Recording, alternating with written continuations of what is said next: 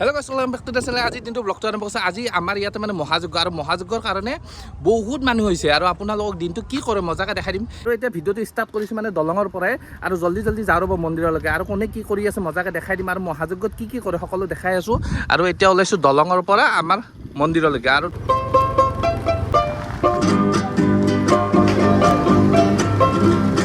এতিয়া মানে মানুহবোৰ আহিছে, সকলো আহি আছে অলপ অলপকৈ। ৰাতিপুৱা বেছি বাজা নাই, এতিয়া 8টা বাজিছে আৰু ইয়াৰ আগত পানী তুলি আহিলেই বোলে, মই গমেই নাপাওঁ। এই অনুষ্ঠানটো কেৱল পূজা নহয়, ই আমাৰ গাঁৱৰ একতা, বিশ্বাস আৰু সংস্কৃতিৰ প্ৰতীক।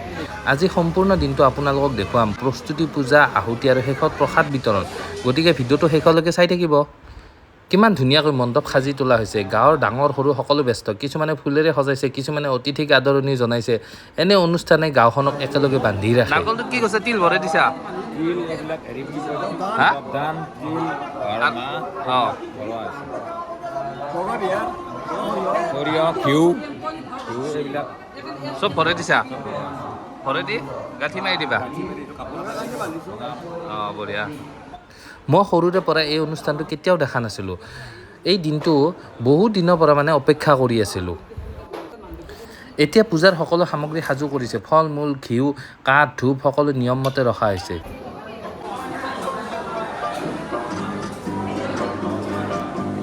বাকী বঢ়িয়া। ওম নমঃ শিৱায়। অঁ কেনে লাগিছে?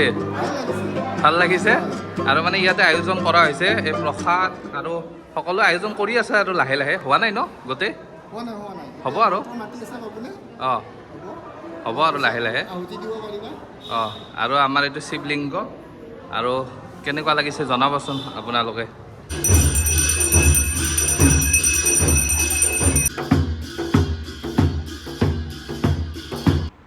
আজিৰ দিনটো মোৰ বাবে বহুত বিশেষ আছিল। এনে অনুষ্ঠানত আহিলে মনলৈ এক বেলেগ শান্তি আহে। আমাৰ সংস্কৃতি আৰু পৰম্পৰা জীয়াই ৰাখিবলৈ আমি সকলোৱে চেষ্টা কৰা উচিত। চাকি জ্বলালা? এই মাত্ৰ মই জ্বলাইছোঁ। এইখন মই জ্বলাম নেকি? মই জ্বলাই নাই আকৌ, পাপে লাগব সিহঁতৰ যিটো দেখিছোঁ।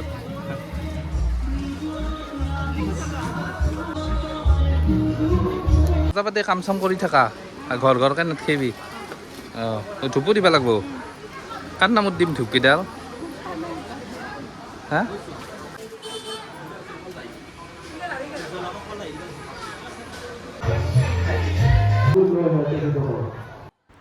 আমাৰ ইয়াতে সকলো ভোগৰ যোগাৰ কৰা হৈছে আৰু ভোগবিলাক বনাই আছে আৰু 3টা-4টা মানত বিলোৱা যাব, মানে সকলোৱে খাব পাৰিব। এতিয়া বনোৱা হৈছে দিয়ক আৰু অলপ আছে, বেছি দেৰি নাই আৰু। প্ৰথমতে আহুতি দিলোঁ, তাৰপিছত আকৌ ভোগ খোৱা হ'ব। মানে আমাক মানে বেঞ্চ মোচা পালা দিছে। বেঞ্চ মুচি আছোঁ ধুনীয়াকৈ, ইহঁতেও মুচি আছে, ইও মুচি আছে।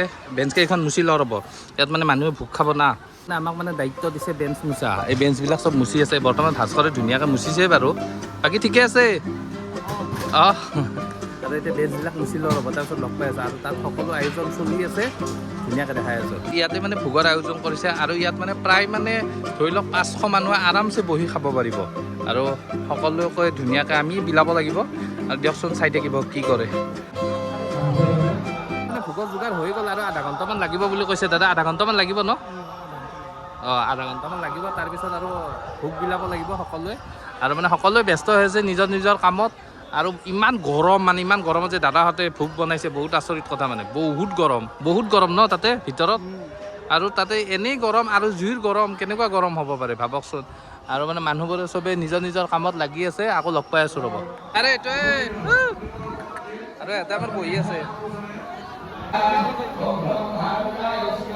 দিৰ কাৰণে নাৰিকল ল'লোঁ। কি আদোচ তুমি দি আছা নাৰিকল? দে দে এটা এটা পাৰ কৰি দি নৰা। হা তই এটা নলাগিয়া এনেই থাকাতকৈ দিয়া নাই। আৰু মানে আহুতিৰ কাৰণে নাৰিকল ল'লোঁ আৰু নাৰিকলটোৱে তাতে ঘুমত দিব লাগিব। এতিয়া জল্দি যাওঁ ৰ'ব, ক'ত দিব লাগিব চব দেখাই আছোঁ। মই নাজানো বাৰু, তথাপিতো চাই লওঁ ক'ত দিয়ে দিয়কচোন। মানে আহুতিৰ কাৰণে লাইন পাতি আছে সকলোৱে আৰু মানে ইহঁতৰ লগতে মই সোমাই যাওঁ আৰু মাজত। ব'লা অ' কি বুলি কয়, ক'ত দিবা লাগব এইকেইটা? তাতে দিবা লাগব। ব'লা তাৰমানে মই ভিডিঅ' কৰি মাজত সোমাব লাগব, এইবিলাক বুদ্ধি আৰু। আহুতিৰ কাৰণে মানে নাৰিকলটো ল'লোঁ আৰু মানে ইয়াতে দেও পূজা কৰি দিব। তাৰপিছত আমি দিম ঘুমত। ঘুমত দিবা না ক'ত দিবা?